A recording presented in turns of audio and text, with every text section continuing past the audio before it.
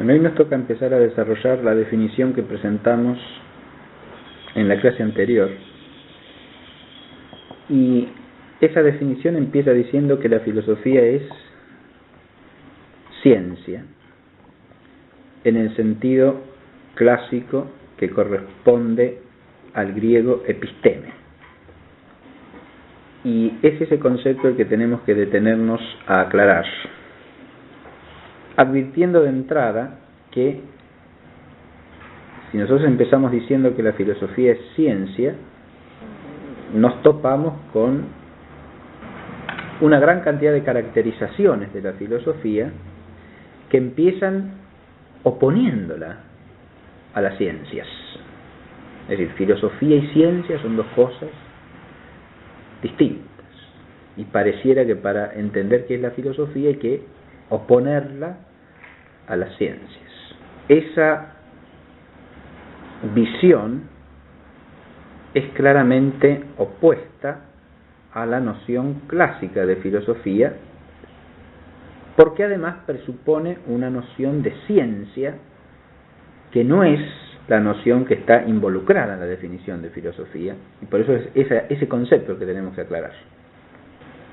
Si nosotros queremos entender en qué sentido la filosofía es ciencia, tenemos que empezar advirtiendo que la palabra ciencia es susceptible en castellano de por lo menos tres significados distintos. En primer lugar, podemos tomar la palabra ciencia en castellano como equivalente a su original latino scientia, y en este sentido significan otra cosa que saber, o incluso hasta más latamente conocimiento. Ser alguien que posee mucha ciencia equivale a decir alguien que posee mucho conocimiento de distintas cosas o mucho saber acerca de cosas variadas. Ese sentido etimológico, amplio, lato, no es el que tomamos en la definición de filosofía. Ese sentido además lo podemos considerar como no involucrado en la discusión o en la problemática estrictamente filosófica. Es un uso vulgar del término, no muy frecuente por otra parte en la actualidad, y en ese uso la palabra ciencia se puede sustituir perfectamente por saber o por conocimiento como sinónimos, así que es un uso en que la podemos dejar de lado a la palabra ciencia. Los otros dos significados, en cambio, están directamente involucrados con la problemática del ser de la filosofía, ya sea que la definamos como ciencia, ya sea que para caracterizarla o definirla la opongamos a la ciencia. Estos dos sentidos son el que podríamos llamar sentido clásico, filosófico también, estricto del término ciencia, y el sentido que podemos llamar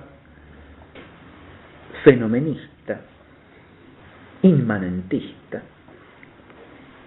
o disminuido del término ciencia.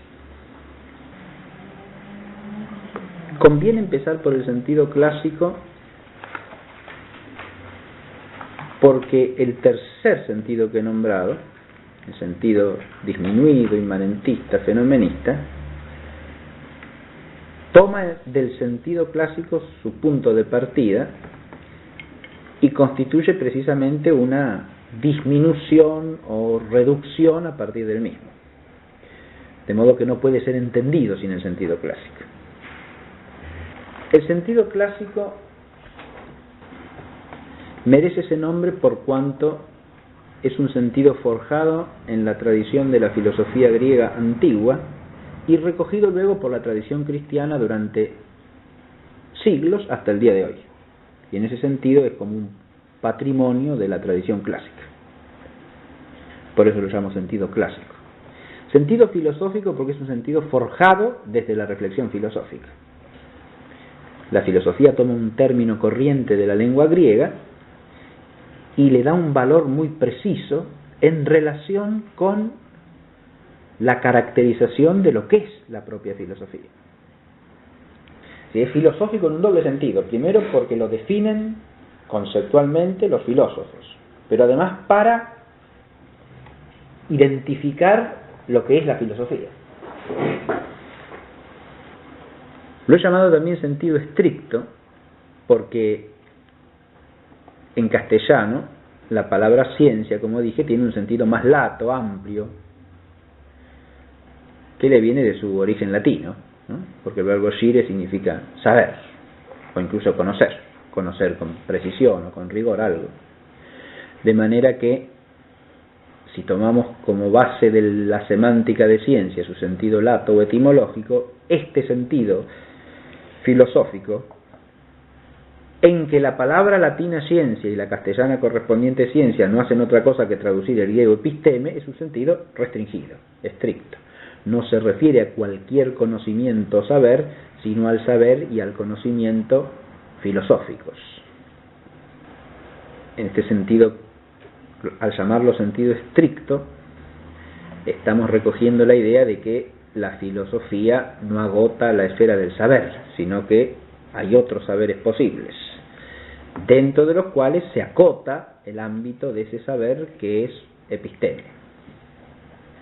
Tenemos entonces que es un sentido estricto, en el sentido de restringido, acotado por una determinación que va más allá del mero saber. Es un saber de determinado tipo. Suele llamarse también este sentido filosófico, clásico, estricto, sentido aristotélico. Eso no está del todo mal, en cuanto que Aristóteles, en este concepto como en muchos otros, acuña la definición más precisa, más exacta, que da base a todas las elaboraciones y discusiones posteriores. Pero no es adecuado llamarlo aristotélico en el sentido de que sea un patrimonio exclusivo de la escuela aristotélica. En este punto, como en muchos otros, las definiciones de Aristóteles ya en la época helenística son un patrimonio común de las escuelas filosóficas, es decir, circulan en general. Pasa lo mismo con las nociones categoriales aristotélicas, o sea, con la ontología de Aristóteles en general. Aunque no suceda eso con las tesis propias de la física de Aristóteles en cuanto a la eternidad del mundo, por ejemplo, o a la concepción aristotélica del alma humana, que ya son más específicas de la escuela peripatética. Pero ya en la antigüedad ciertas nociones de la escuela de Aristóteles o de los escritos de Aristóteles son tomados en común por los que estudian filosofía, porque se asocian muy directa e inmediatamente a la reflexión sobre la realidad a partir del sentido común y parecen expresarlo adecuadamente. Eso pasa en gran medida con la lógica de Aristóteles y pasa, insisto, con los aspectos fundamentales de la ontología aristotélica. Y otro tanto podemos decir de la noción de ciencia. En sus rasgos generales, esa noción que Aristóteles define es fundamentalmente la misma que aparece en Platón, que aparece ya en germen al menos, en Parménides y en Heráclito. De modo que, si se la llama aristotélica, es con la cautela de advertir que eso es solo porque Aristóteles le da su perfil más exacto y su definición más acabada, y no porque sea una noción exclusiva de Aristóteles y de su escuela. El concepto clásico de ciencia caracteriza a la ciencia primero que nada como un saber. Esto quiere decir como un conocimiento intelectual cierto. En segundo lugar, como un saber riguroso, estricto. Y esto apunta, primero que nada, al rigor objetivo, es decir, al apego a la cosa que se trata de conocer. En segundo lugar, al rigor instrumental, es decir, al apego al medio adecuado para alcanzar el objeto. Y ahí entra la cuestión del método. Y en tercer lugar, a la sistematicidad, es decir, a la unidad del todo del saber por la concatenación explícita y coherente de sus partes integrantes. Saber riguroso. La tercera nota fundamental es la que especifica a ese saber riguroso, es decir, la que establece su objeto propio. Y la fórmula que acuña Aristóteles dice que el objeto propio es lo universal y necesario. Una cuarta determinación nos habla de cómo, por qué medio eso universal y necesario es alcanzado en ese saber que se llama episteme, ciencia. Y acá la definición aristotélica habla de un medio general que es la demostración. El último elemento que aparece en la definición está relacionado tanto con el objeto como con el medio, porque ese saber de lo universal y necesario por demostración es un saber por principios y causas. Recapitulando, tenemos entonces que aclarar primero la noción de saber, en segundo lugar la noción del rigor, o sea, de la rigurosidad del saber con su triple aspecto objetivo, metodológico y sistemático. En tercer lugar, el objeto propio, es decir, ¿qué es eso de lo universal y necesario? En cuarto lugar, tenemos que aclarar la noción de demostración, que sería el medio para llegar a conocer lo universal y necesario por modo de ciencia. Y para terminar, tenemos que ver cómo lo universal y necesario y la demostración se vinculan con los principios y las causas. Este es el arco que tenemos que recorrer para aclarar la noción clásica de ciencia, es decir, de episteme, cómo se aplica en la definición de filosofía. Empecemos por el saber. Ya he empleado la fórmula más elemental que podemos usar para definir el concepto de saber. Saber es conocimiento intelectual cierto. Lo primero que hay que advertir es que la noción de episteme se ubica en el campo del conocimiento intelectual. El conocimiento humano abarca dos ámbitos o campos fundamentales. Es conocimiento sensitivo y es conocimiento intelectual. Una vez que uno ha dicho esto, que es una distinción filosófica clara, se encuentra con la necesidad de aclarar un poquitito. Primero que nada, si decimos que hay conocimiento intelectual y conocimiento sensitivo o sensorial, estamos diciendo que para el hombre hay dos tipos de objetividad, dos tipos de objeto que se abren a su captación. Porque si nos movemos en la esfera del conocimiento sensorial tendremos objetos sensibles, pero si nos movemos en la esfera del conocimiento intelectual tendremos el objeto inteligible. Si nosotros empezamos diciendo que la episteme se ubica en la esfera del conocimiento intelectual es que el objeto de la ciencia o episteme es un objeto inteligible, no un objeto sensible. Si no empezamos por aquí, no podemos ni empezar a entender lo que es ciencia. Y advierto lo siguiente, que está relacionado con lo que dije hace un rato. El concepto disminuido o fenomenista de ciencia, como deriva del concepto clásico, no se puede entender sino a partir de él. Y esto que estoy diciendo, de que el objeto de la ciencia es inteligible y no sensible, se mantiene hasta en las versiones más groseras del concepto disminuido, como es la concepción positivista comtiana, porque la proposición o el enunciado de un hecho singular no es ciencia en Comte. La ciencia es siempre está constituida por enunciados o proposiciones de carácter universal. Y una proposición de la forma todo alfa es beta no remite nunca a un objeto de experiencia sensible, sino que remite a una universalidad inteligible.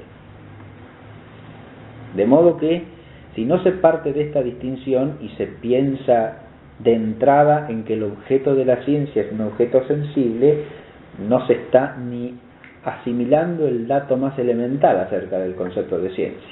La ciencia versa siempre sobre un objeto inteligible. Después veremos que la concepción del objeto inteligible debe ser adecuada y recta, y ya veremos en qué consiste eso. Pero por ahora basta con advertir que la ciencia es conocimiento de orden intelectual.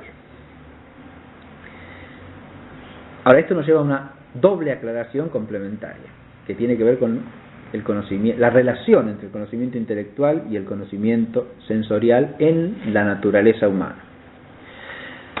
Cuando decimos que el conocimiento que es ciencia es de orden intelectual, no estamos diciendo que no tenga nada que ver con el conocimiento sensorial.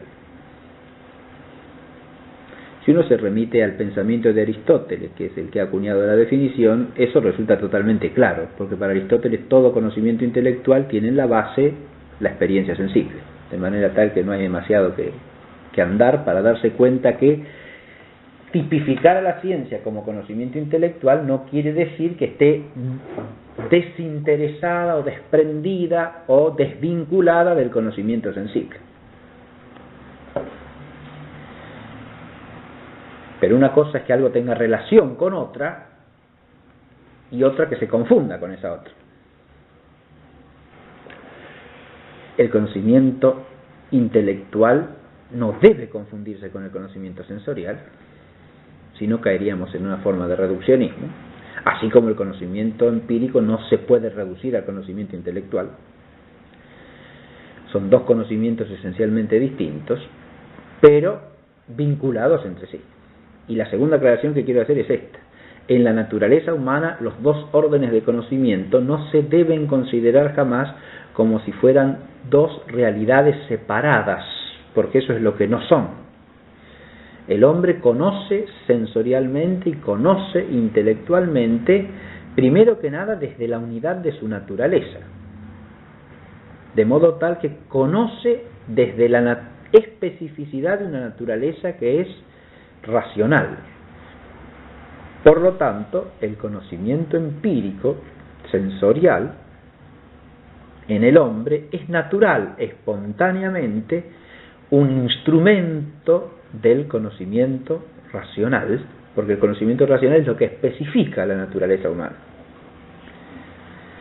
Entonces no hay que pensarlos como dos realidades separadas que después hay que unir artificiosamente, sino que son una unidad vital, una unidad compleja que implica elementos constitutivos distintos. Porque insisto en esto, la potencia de conocimiento sensitivo, las potencias de conocimiento sensitivo, que son varias, y la potencia intelectiva son esencialmente distintas, pero son potencias del mismo sujeto. Y por lo tanto, funcionan, se actúan, se operan de un modo unitario. desde la unidad de la naturaleza humana. Esto es algo que nunca hay que olvidar para no desvirtuar o desfigurar ni en el pensamiento ni en la imaginación la naturaleza de la ciencia cuando uno empieza definiéndola como conocimiento intelectual. Al decir que es algo que pertenece a la esfera del conocimiento intelectual, estamos diciendo, primero que nada, que es conocimiento. Ya tendríamos que remontarnos aquí a una noción primitiva anterior, ¿no? Pero basta señalar que nos estamos refiriendo aquí con conocimiento a una actividad vital que se constituye por la captación de alguna realidad o de algún aspecto de la realidad como objeto. Esta es una caracterización inicial de la noción de conocimiento, que a partir de esa noción de captación está haciendo alusión a la realidad de lo que podemos llamar también la asimilación o identificación intencional. Es decir, la realidad o alguna cosa o aspecto de la realidad es asimilado intencionalmente por un sujeto viviente. Esto quiere decir que ese sujeto viviente capta la cosa, pero de manera tal que no la modifica a la cosa, sino que resulta él mismo modificado en relación con el ser de la cosa y por el ser de la cosa, de manera que alguna determinación de la cosa pasa a estar en ese sujeto viviente, pero no físicamente, no en su realidad misma, sino como término objetivo de ese viviente. Es decir, de manera tal que el viviente se hace de alguna manera la cosa que capta, y ese hacerse de alguna manera la cosa le permite tenerla en cuenta como la cosa es, o según alguna determinación que la cosa tiene en sí misma, pero que por el conocimiento se hace presente en el sujeto viviente. Con esto no he hecho más que aproximarme descriptivamente a la noción clásica de conocimiento como captación objetiva de la realidad. Pero esto es algo que hay que presuponer para entender el concepto clásico de ciencia. Es decir, la noción clásica de ciencia parte del saber, pero el saber es una perfección del conocer, de manera tal que cuando hablamos de saber hablamos de un conocimiento que alcanza su término, de un conocimiento verdadero. Ahora, dije que saber es conocimiento intelectual cierto. El conocimiento intelectual es cierto cuando, primero que nada, es verdadero. Ese término cierto tiene una dualidad de significación que viene perfectamente bien, o sea que es adecuado a la definición que estamos haciendo.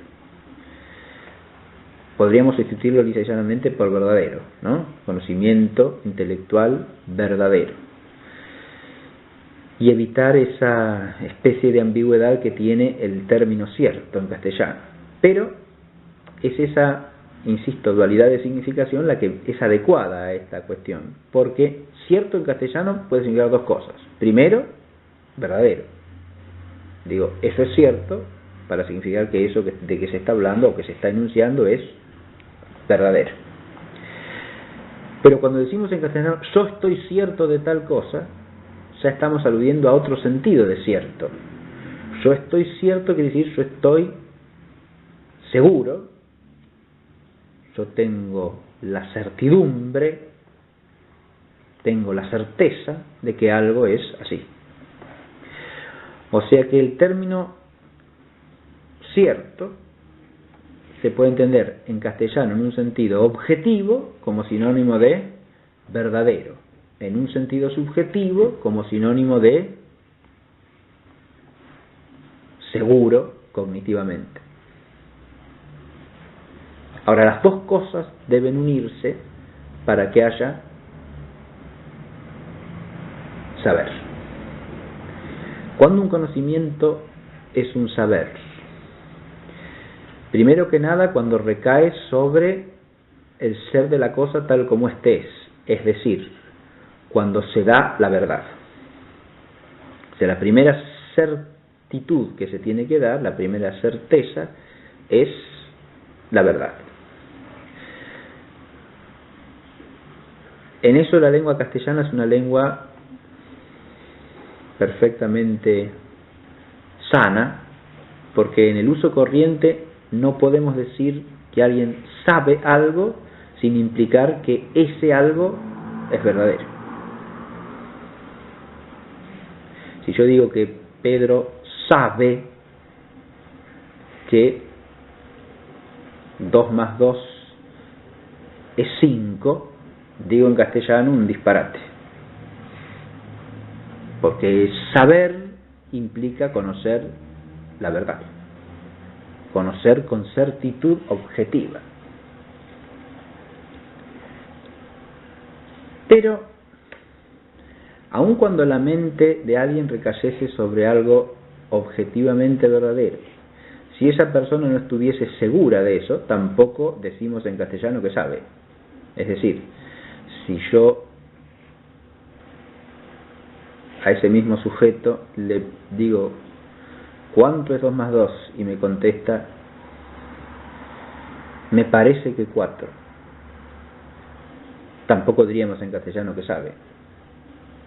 Si yo le insisto ¿le parece o es así?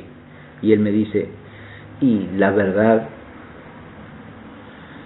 me parece pero no sé, agregaría si fuese coherente, ¿no? Esperaríamos, si no tiene seguridad diría no sé. ¿Por qué? Y porque el saber en castellano también connota esa otra dimensión de la plena resolución del juicio del entendimiento. No decimos que sabemos, sino cuando tenemos certeza acerca de algo. Es también clarísimo que esa certeza subjetiva puede darse sin que haya verdad.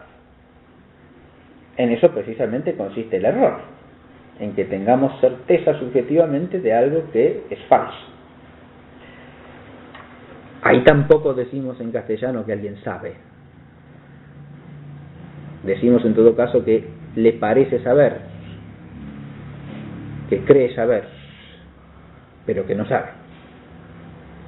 Porque si está seguro de algo que es falso, si su juicio plenamente resuelto acepta como verdad algo que no lo es, entonces se encuentra completamente en error.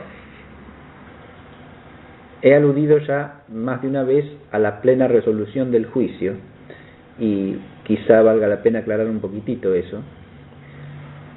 El juicio es el acto del entendimiento por el cual éste se resuelve frente a la afirmación o la negación. Es decir, acepta que algo es o no es, de una manera determinada. Y por lo tanto es el acto del entendimiento que se relaciona primariamente con el conocimiento de la verdad. Santo Tomás dice que hay 2 operaciones intelectuales de las cuales cabe predicar verdad. La primera, la más importante, es el juicio. Y la segunda es la definición. Lo que tienen de común analógicamente el juicio y la definición es que en ambas se hace una composición de elementos en relación a un todo, pero de manera tal que se establece una cierta identidad o identificación lógica. No se trata de una mera composición en el mismo orden de cosas. Por ejemplo, si yo con 2 conceptos simples formo un concepto complejo, no salgo de la conceptualidad, ¿no? Y no estoy ni afirmando ni negando, ni estoy estableciendo identidad alguna, estoy simplemente correlacionando 2 nociones, integrándolas en una tercera. Si en lugar de pensar concepto de triángulo, por un lado, el concepto de tener un par de lados congruentes entre sí, pienso triángulo isósceles. Entonces compongo dos nociones en una noción más compleja. Pero ahí no cabe ni verdad ni falsedad. Lo que sí cabe es que el concepto sea posible o no. Porque dos nociones se pueden componer entre sí si las determinaciones del ser que capo en esas dos nociones son compatibles entre sí. Lo cual no se da siempre. Yo puedo componer triángulo isósceles, pero en un sentido propio no puedo componer triángulo y sabio, porque la sabiduría no cabe en la triangularidad. No se puede entender adecuadamente que un triángulo sea sabio. Triángulo podrá ser isósceles, podrá ser escaleno, podrá ser rectángulo, podrá ser acutángulo, pero no puede ser ni sabio ni ignorante, ¿no? Por eso digo que el concepto compuesto puede ser posible o imposible, pero no verdadero o falso. Ahora, cuando hacemos una definición, ya sí se da cierto tipo de composición en la que cabe verdad o no, porque estamos haciendo una identificación entre el ser de la cosa que captamos bajo la noción que queremos definir y el conjunto de determinaciones que unimos para definirlo. Cuando yo digo el triángulo es tal cosa por definición, el triángulo es una figura poligonal plana de tres lados, lo que tengo que ver es si el conjunto de esas nociones es adecuado para darme a conocer la determinación esencial del triángulo. Y estoy estableciendo cierta identidad cuando propongo eso como una definición. Estoy diciendo que el ser esencial del triángulo está adecuadamente descrito o está adecuadamente explicitado al unir esas determinaciones que he unido en la fórmula definitoria. Por eso dicen Tomás que la definición ya se puede llamar de alguna manera verdadera o falsa, aunque no sea un juicio, sino un simple concepto complejo, pero un concepto complejo que se toma por identidad con un concepto simple del cual es la explicitación. Pero finalmente la verdad y falsedad se da adecuadamente en el juicio. Por en el juicio lo que decimos es que A es B o A no es B. De manera que estamos afirmando o negando un predicado lógico de un sujeto lógico. Y esto en el plano del ser se corresponde con que A sea B o A no sea B. De manera tal que es allí en el juicio donde se da la adecuación o correspondencia entre la inteligencia y la cosa de manera más perfecta. Al establecer la identidad o la no identidad lógica entre un sujeto y un predicado, estamos afirmando que algo se da en el ser de una cosa o no se da. La resolución del juicio es el acto por el cual nosotros, ante un objeto judiciable, resolvemos nuestra mente. Es decir, ante una proposición que dice que A es B o que A no es B, nosotros la aceptamos plenamente o la rechazamos plenamente. Es decir, decimos esto es así o esto no es así. Al hacer esto de manera plena, resolvemos completamente el juicio. Y ahí es donde se da en nuestra inteligencia la certeza frente a un objeto que puede ser verdadero o falso. Es obvio que no entre todos los objetos estamos en condiciones de resolver el juicio. Hay objetos en los cuales, ya sea la ignorancia, ya sea la duda, nos impiden resolver el juicio. También es obvio que hay una resolución posible imperfecta del juicio. Es decir, cuando nos inclinamos a pensar que sí o que no, pero no tenemos la capacidad de resolver plenamente nuestro juicio. Y ahí aparece en nuestra inteligencia una opinión, un parecer, una sentencia que nos inclina hacia cierto lado, o a afirmar o a negar algo, pero que no nos lleva a la plena resolución del juicio. Nos inclina a cierta resolución, a veces con mucha mayor fuerza que a la otra, que a la contraria, pero sin que lleguemos a rechazar plenamente la contraria como algo decididamente falso, y por lo tanto no establece una plena resolución, sino una resolución imperfecta de nuestro juicio. Esto es simplemente para aclarar de una manera muy elemental esa idea de la resolución del juicio que va asociada a la certeza subjetiva. Ahora, la certeza subjetiva, ¿para qué existe en el hombre? ¿Para qué tenemos esta capacidad de resolver el juicio? En realidad eso no es más que un medio para que nuestra inteligencia se afinque en la verdad. De modo tal que la certeza subjetiva no es otra cosa que un instrumento de la apropiación de la certeza objetiva. O dicho de otra manera, para que la verdad se afinque en nuestra inteligencia es que hemos de resolver el juicio. Uno podría decir que la plena resolución del juicio es un medio para que nos apropiemos de la verdad o para que la verdad se enraice en nuestra inteligencia, pero también podríamos decir inversamente, y quizás sea mejor, que es un medio para que la verdad se apropie de nuestra inteligencia, es decir, para que la verdad llegue a estar en nuestra inteligencia. Pero otra manera de decirlo que a mí me parece muy adecuada es que la certeza objetiva es el homenaje que la inteligencia le debe a la verdad. Es decir, cuando nos encontramos ante el ser de las cosas y éste se nos manifiesta, directa o indirectamente, de una manera nítida, lo que tenemos que hacer es aceptarlo. Y esa aceptación se expresa en la plena resolución del juicio. Esto resulta claro también diciéndolo de esta manera: la verdad es el fin natural de la inteligencia, y toda operación de la inteligencia en última instancia se ordena al fin de la potencia de la cual es operación. Este mismo principio que acabo de enunciar nos deja ver por qué todas las operaciones de la inteligencia en última instancia llevan al juicio. El juicio es como el centro de gravedad de la vida de la inteligencia, porque toda otra operación es un medio para llegar a resolver el juicio. Formamos conceptos para entender claramente las proposiciones y poder jugar adecuadamente. No formamos conceptos simplemente para concebir, sino para llegar a juzgar. Y razonamos para lo mismo. El razonamiento es una operación más compleja que el juicio, pero no es el fin de la inteligencia. El razonamiento es un medio también. El razonamiento es un medio para llegar a una conclusión cierta. Es decir, es un medio para llegar desde unos juicios a otros juicios. Pero su fin no es el razonamiento. El razonamiento no tiene fin en sí mismo. No pensamos para razonar. El razonamiento no es nunca fin del entendimiento. El razonamiento es un medio para llegar a un juicio cierto. Por eso, aun cuando sea una operación más compleja que la de juzgar, es una operación instrumental respecto del juzgar. Tenemos entonces que saber es conocimiento intelectual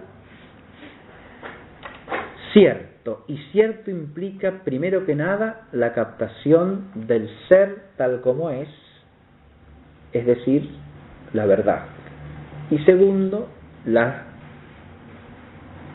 certidumbre del sujeto acerca de que el ser es como es, o sea, la certeza.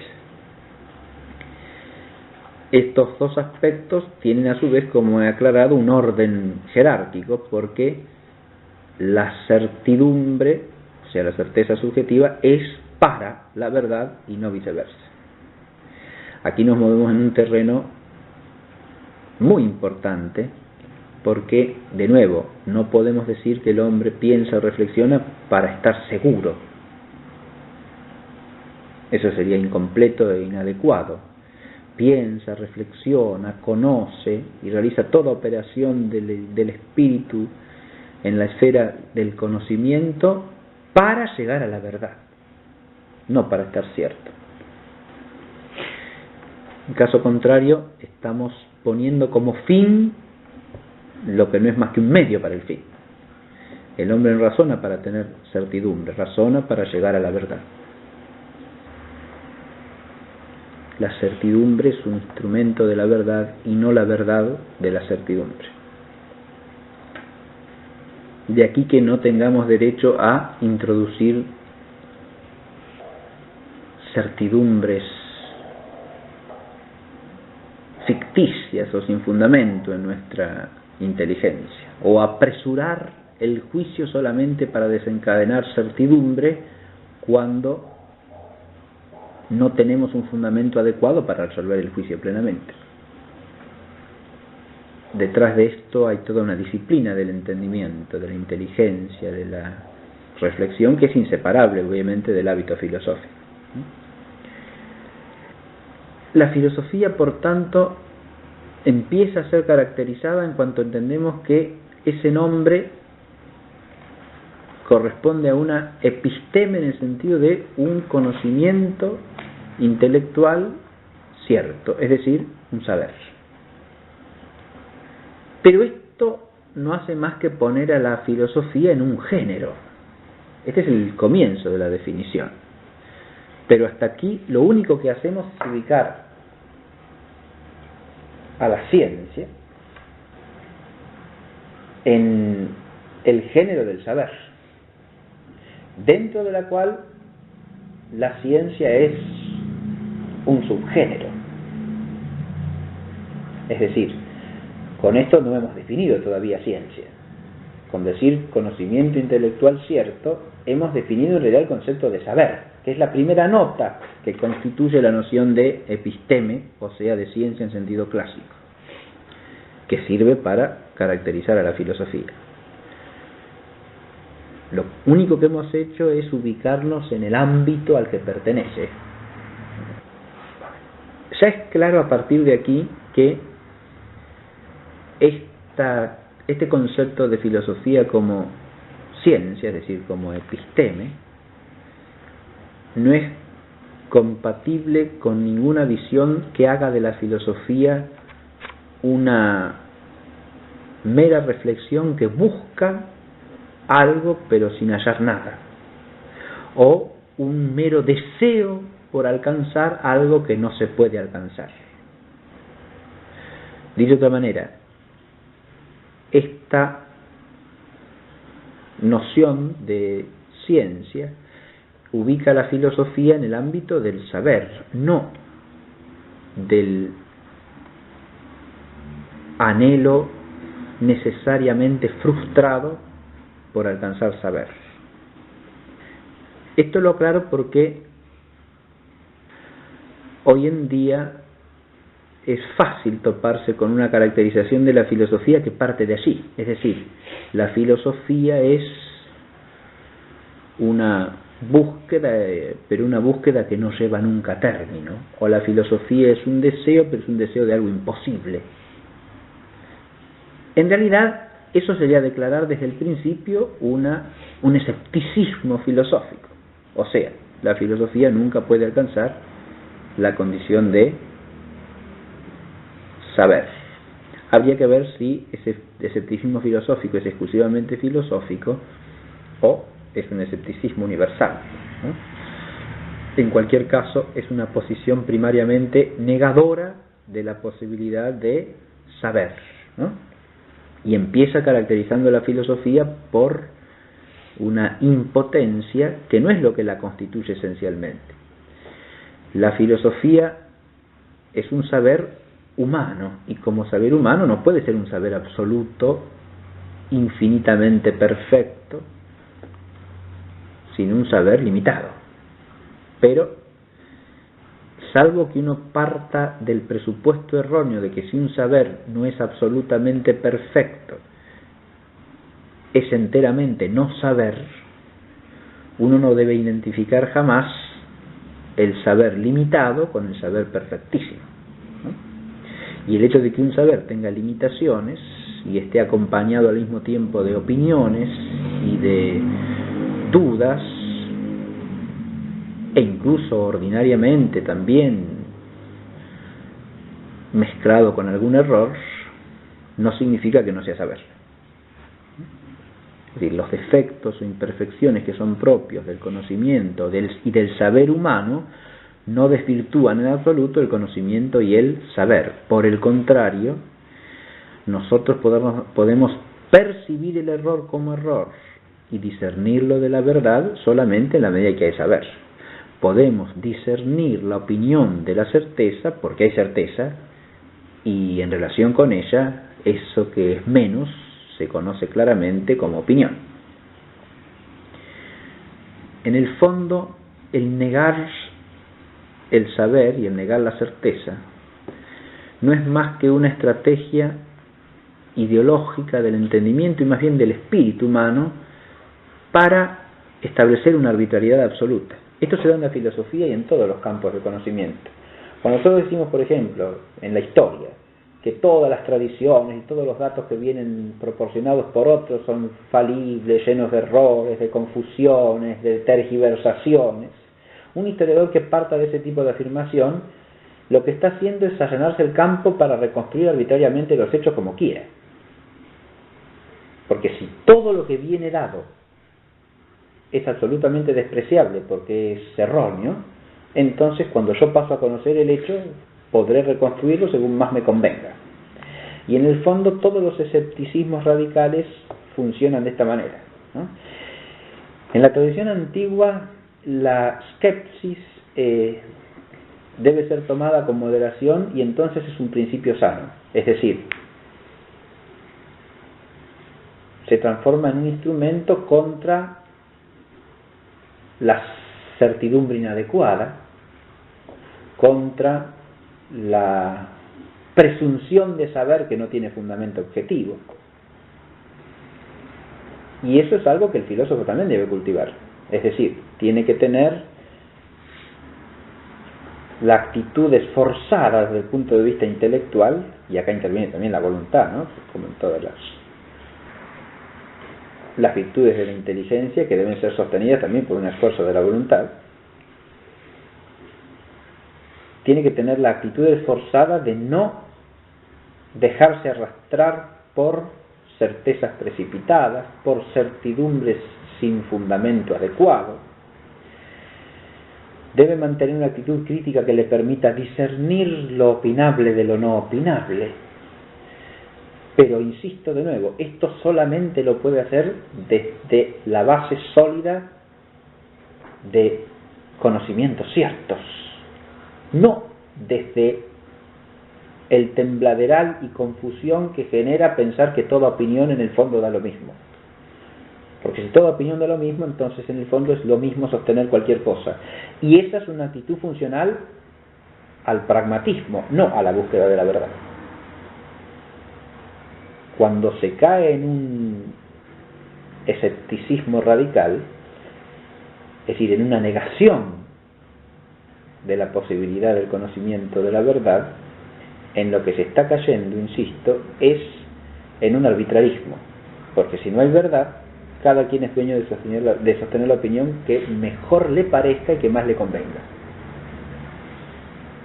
Eso, lejos de ser compatible con la búsqueda de la verdad, es una manera de fundamentar una actitud que solamente se puede afirmar en la prevalencia de la subjetividad, por más que esa subjetividad se pretenda construir socialmente, comunitariamente o de la manera que se quiera, no deja de ser subjetividad en la medida en que no admite un ser trascendente que al ser captado establece la determinación a la que me tengo que atener. Y en la medida en que hay eso, hay una verdad sabida. Si no hay eso, no hay ningún parámetro objetivo y trascendente al que la inteligencia pueda considerar como el término que la mide. Y entonces ella es la que se erige en juez de lo que debe establecerse como siendo o no siendo.